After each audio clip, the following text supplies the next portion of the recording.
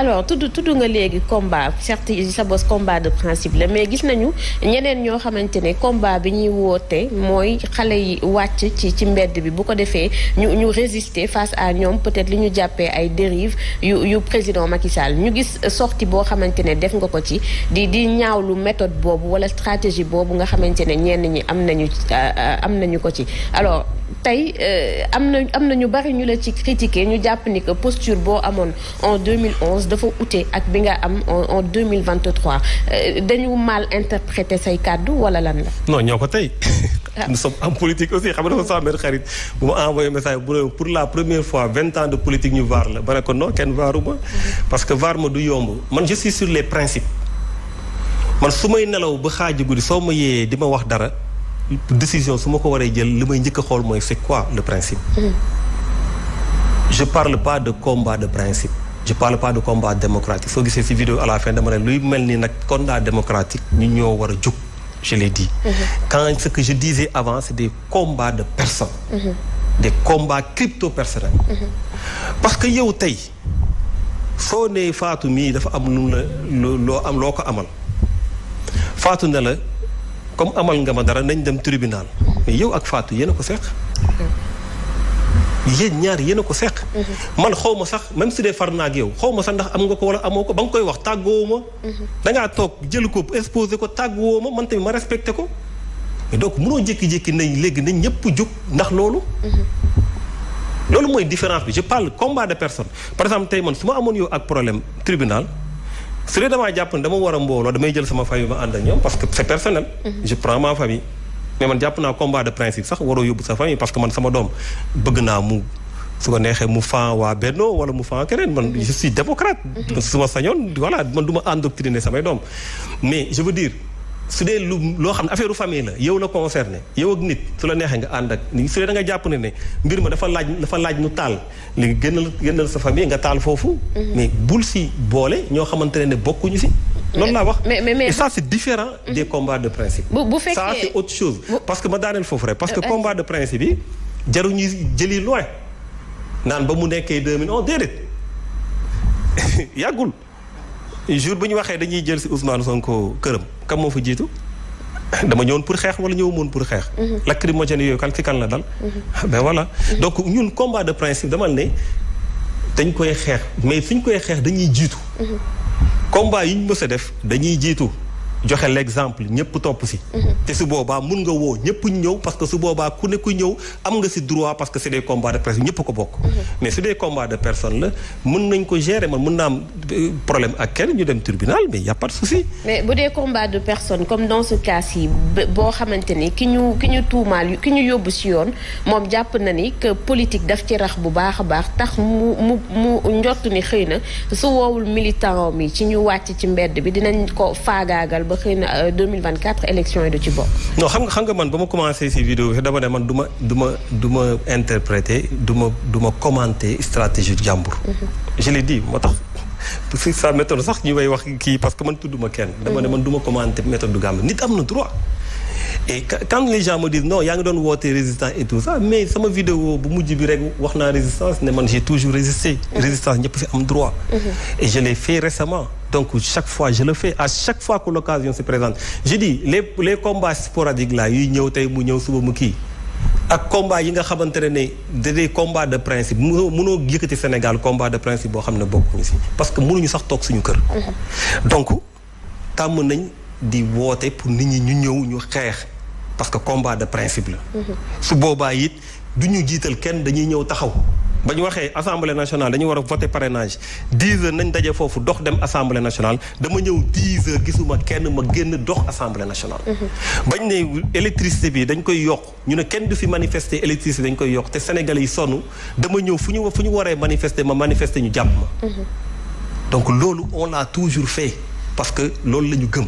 mais su dee loo xamante ne dafa kii maintenant. mënuma commenter mu nit am nga droit nga ne peut-être damaa peut-être gis na sax lu ma gisul et cetera mais man dama jàpp ne fii ak maa ngi nekk Sénégal di def politique lépp lu toucher les populations su ma si waree wax dama siy wax.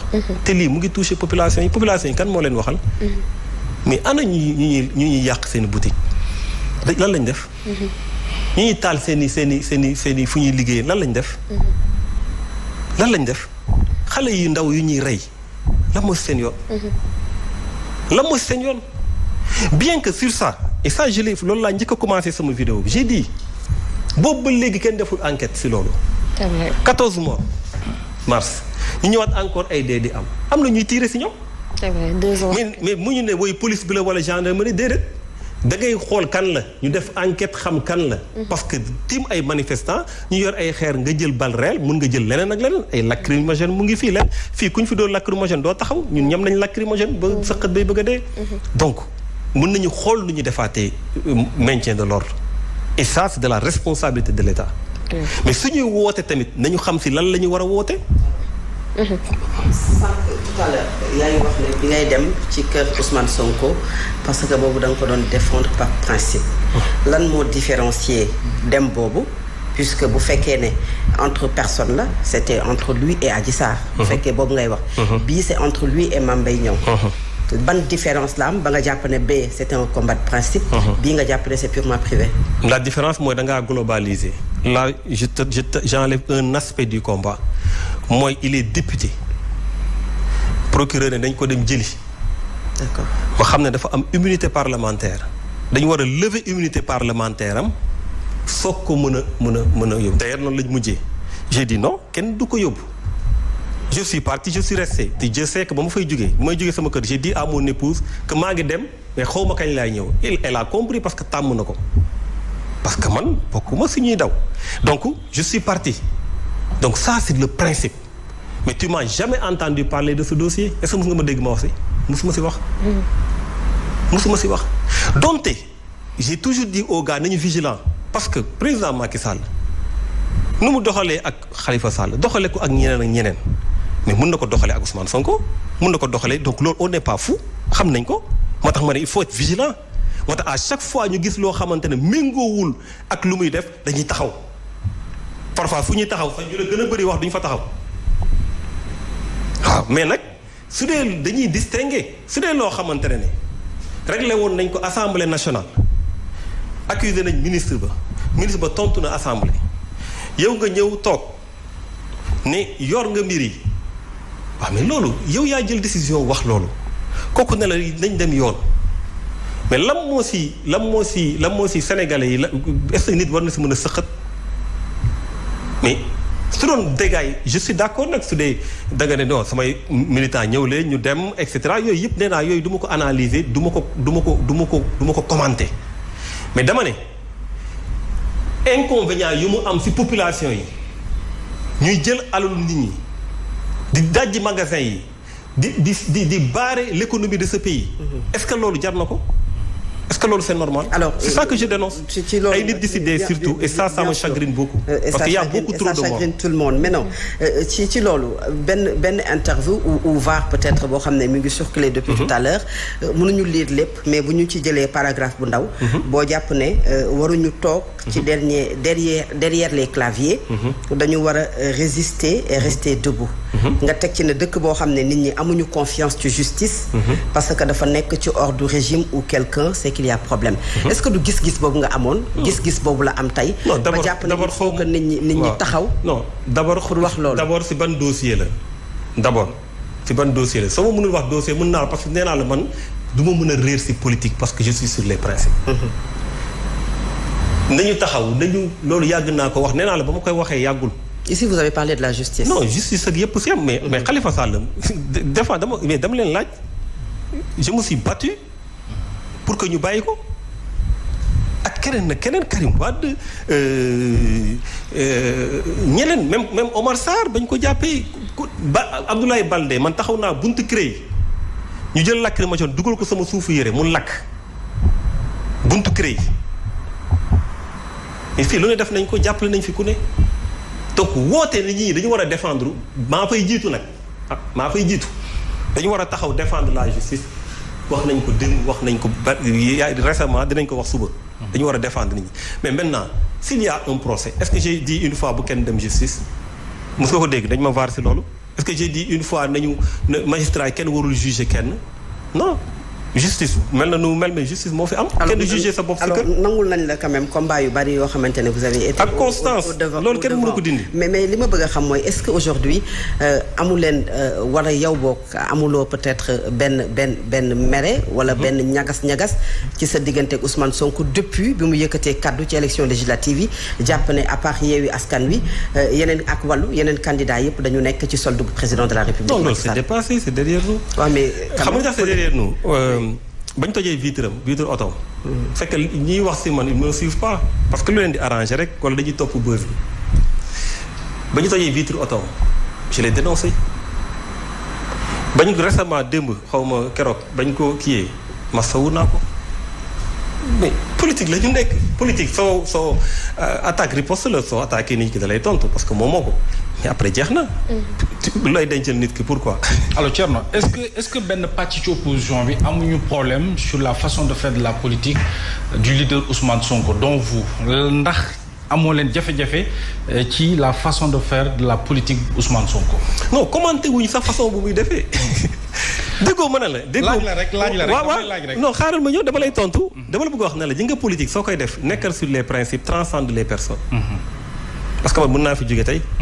yàlla na yéex. keneen ak keneen ak keneen. donc mbir mi du mbirum nit. et puis ñun du ñu doxee émotion. ñun dañu am expérience politique.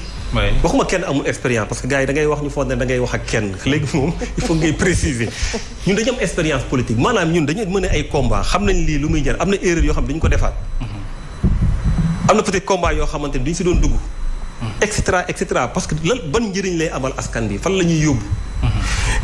gis nga dama déglu keroog Blé Goudé Côte d'Ivoire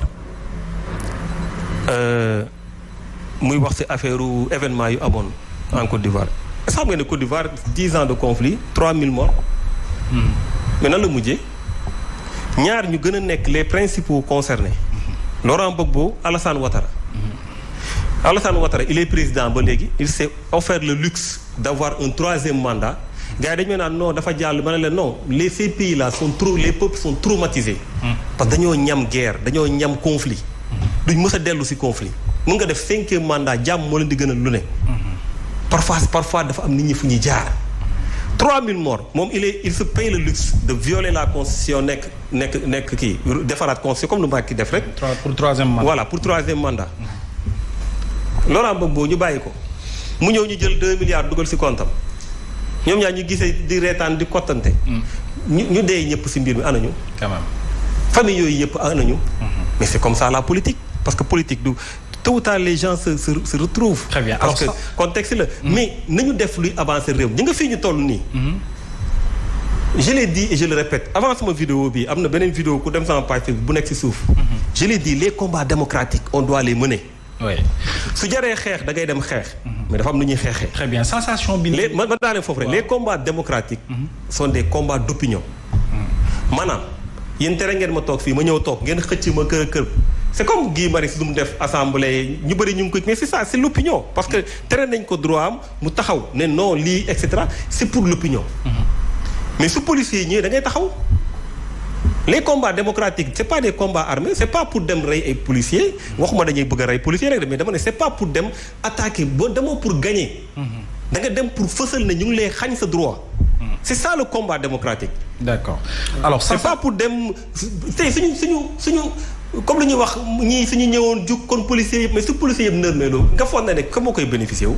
quand même kenn personne alors cette sensation bi sénégalais am xëy na moo leen di xaw a déranger tuuti muy opposition bi nga xam ne dañoo waroon dajaloo comme ni nga ko waxee ci ay combats de principe ay combats yi nga xam ne daf leen di boole opposition boobu la ñu jàpp ne dañoo xaw a diviser am nañu ay points bokk de désaccord yu nga xam ne waroon nañu mën a retrouver wu xeex ko loolu sentiment wu yenn sénégalais yi am la ban lecture par rapport à. waaw non xam nga sénégalais yi man dama bokk si ñuy xeex si benn théorie. parce que ñenn ñi jàppoon nañu ne bu ñu sañoon un Thierno Bocoum un Bougane un Sonko un keneen ak ñoom ñëpp Abdourahmane Diouf ñoom ñëpp booloo dans une même opposition xeex lu ñuy xeex. oui mais bon on l'a tenté tu sais xam nga man dafa am combat bu may mëne pas mal d'années am na nag ñu ma ko bokkal mooy sénégalais ñu gëm ne les oppositions moo am. comme nu mu amee yeneen réew yi parce que xam nga li tax c'est ça la diversité La diversité, c'est une richesse. Ce n'est pas une tare. Et si tu n'exprimes pas la diversité, tu n'exprimes pas la plénitude de ta personne. Foo wanewul li nga doon sa identité. Parce que xam nga différence bu ñu am ñun fii Sénégal parce que dañu bëgg a gëmloo ne il faut ngeen nekk ensemble waxuma waruñu nekk ensemble de. mais comme dañuy bëgg a gëmloo loolu parfois duñu assumer. loolu moo ñu différence ak yenn pays yi soo gisee la vivacité de la démocratie pays bu mel ni France parce que moom laa mën a joxe ndax Sénégal yu bëri dinañ comprendre. vivacité bu fa am parce que ku ne da ngay assumer man je suis de la gauche je suis au centre je suis bokkuma fii bokkuma fële kii ne man lii laay kii dama ne ñii buñ dugg ci suñu réew kii ne non man socialiste la voilà.